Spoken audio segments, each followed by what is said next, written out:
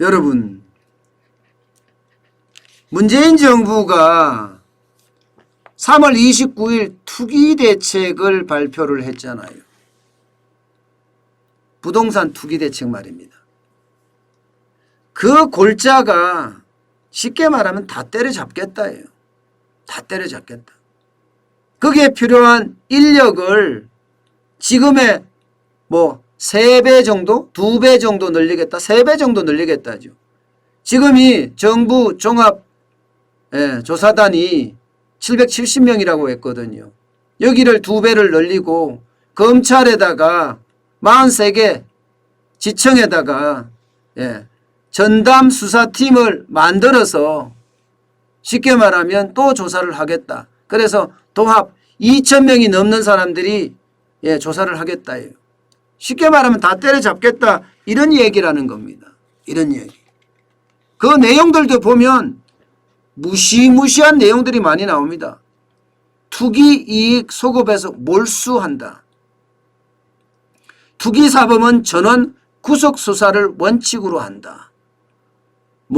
이런 얘기부터 시작을 해서요. 일벌백계라는 말이 난무하고요. 패가망신이라는 말도 아주 쉽게 써지는 말입니다. 그런데 말입니다. 지금 헌법학자들은요. 이게 무슨 소리냐 이런 이야기를 지금 하고 있습니다. 법치주의를 넘어서 이것은 어쩌면 독주다 이렇게까지 이야기를 하고 있는 상태입니다. 당장 말입니다. 투기사범을 색출해서 엄벌하겠다. 그러면서 재산까지 몰수하겠다 이야기를 하는데 형벌에는요. 형벌 불소급 원칙이 있습니다. 이거 헌법의 기본입니다. 법이 제정되기 이전으로 거슬러 올라가서 적용되지 않는다. 쉽게 말하면 법이 제정된 시점부터 모든 게 시작된다. 소급은 안 된다. 이런 얘기예요. 이게 헌법이에요. 게다가 기본권을 제한할 때는요. 과잉금지 원칙이라는 게 있습니다. 쉽게 말하면 목적의 정당성이 있어야 되고요. 방법의 적절성이 있어야 되고요. 피해의 최소성이 있어야 되고요. 법익의 균형성이 있어야 됩니다. 그런데 그렇지 않고 무조건 하겠다는 것은요. 법치를 깡그리 무시한 조치다. 이렇게 헌법학자들은 지금 맹비난하고 있습니다. 맹비난하고 있어요.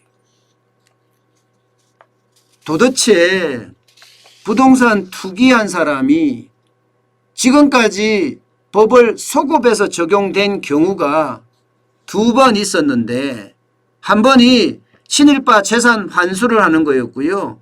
또 한 번이 1960년대에 3.15 부정선거를 관련돼서 소급해서 적용한 법이 있습니다. 2번. 그러면 아니 땅 투기 좀 했다고 친일파하고 똑같이 대접을 받는다? 이게 말이 돼요? 과잉금지의 원칙에서 완전히 벗어나는 거 아닌가요? 부정선거 사범하고 같이 취급을 한다. 이게 똑같은 잣대 맞습니까? 이 말은요 여러분 결국은요 정부가 하는 말들이 이게 쇼이거나 쇼라고 하더라도 결국 쇼밖에 될 수 없다는 거예요. 헌법을 넘어설 수가 없다는 겁니다. 헌법을 어떻게 넘어서요? 국가를 운영하는 기본 지침인데 그걸 넘어설 수는 없잖아요.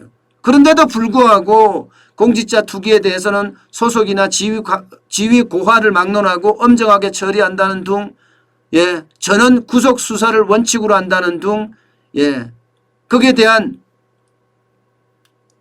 투자를 한 사람 패가망신을 시킨다는 등 소급해서 재산을 몰수해야 한다는 등 이런 자체가 과연 법치주의에 맞느냐. 대한민국은 법치주의 국가입니다. 자유민주주의 국가이자 법치주의 국가예요. 그리고 구속사하는 데 대해서는요. 그것을 결정할 수 있는 사람은 검사와 판사예요. 대통령과 국무총리가 아니란 뜻입니다. 그런데도 불구하고 대통령과 국무총리는 본인이 이야기하기를 이거 구속수사해야 된다. 이건 말도 안 되는 이야기입니다. 여러분. 왜 말도 안 되는 이야기냐고요? 그거는 사법부의 권한이에요. 사법부의 권한입니다. 상권 분립에도 어긋나는 발언이에요. 법치주의 파괴 자체만이 아니라 상권 분립에도 어긋나요. 이거는 민주주의까지 파괴하는 행위예요. 민주주의까지도. 많은 사람들이 왜 이렇게 국민적 공분을 일으키고 있겠습니까? 이것은요, 정부의 독주를 지나서 선거를 위한 어떤 화려한 말잔치가 아니고요, 무시무시한 말잔치인데, 이 무시무시한 말잔치에 국민들이 박수치고 호응할 줄 알죠. 천만의 말씀이에요. 국민들은 다 쇼라는 거 알고 있고요. 여기에다가 토지까지도 세금 폭탄을 때린다는 것에 대해서 오히려 분노하고 있습니다. 여기에 공무원들까지도 재산 등록을 다 시키라는 것에 대해서 부글부글 끓고 있습니다. 공무원들만 재산 등록하면 이거 직업차별 아닌가요? 사생활 침해 아닌가요? 아니 이런 거를 그냥 마음대로 한다는 자체가 도대체 이게 대한민국의 법치가 살아있는지 잘 모르겠습니다. 법치가 살아있는지. 모든 것은요, 법과 원칙에 따라 진행이 돼야 되지, 자의성을 가지고 적용이 되고 또 타의성을 가지고 적용이 된다는 것은, 이것은요, 어떻게 생각하면 독주입니다. 독주. 게다가 말입니다, 공무원들 다 등록한다고 생각을 해봐요. 공무원들 다 등록하면 아마 전체가 130만 정도 되는 데다가요, 여기다가 가족이나 친인척까지 등록하면 한 600만 정도 등록해야 돼요. 600만 등록하려면 이게 쉽습니까? 게다가 범죄 예방이 됩니까? 이게 여러분?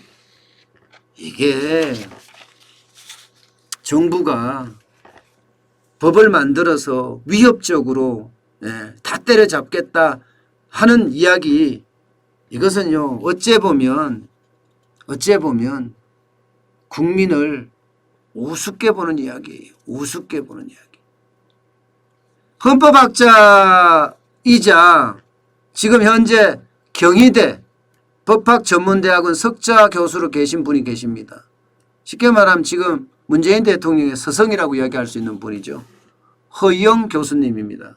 이분이 뭐라고 이야기했나 하면요, 법률로 규정하면 뭐든지 가능하다는 법에 의한 지배는 진정한 법치주의가 아니다.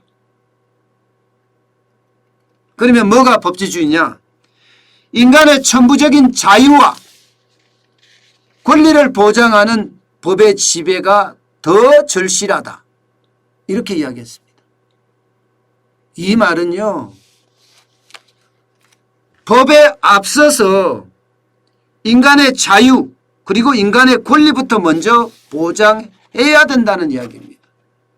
지금 문재인 정부가 이 부동산 투기를 잡고자 국민을 위협하는 수준의 어떤 말폭탄은, 이것은 국민을 진정으로 위하는 게 아니라는 뜻이죠. 게다가 이것저것 다 관여하면서 모든 쪽으로 마음대로 마음먹은 대로 하겠다는 자체가 어쩌면 세상을 더 시끄럽게 만든다. 선거에 이기고자 참 별 짓을 다 하지만 과연 그 성과가 어떻게 될까요? 저는요, 과욕을 부리잖아요. 탐욕을 부리잖아요. 그러면 언제든 역사는 심판을 했다는 사실 반드시 기억해야 될 겁니다.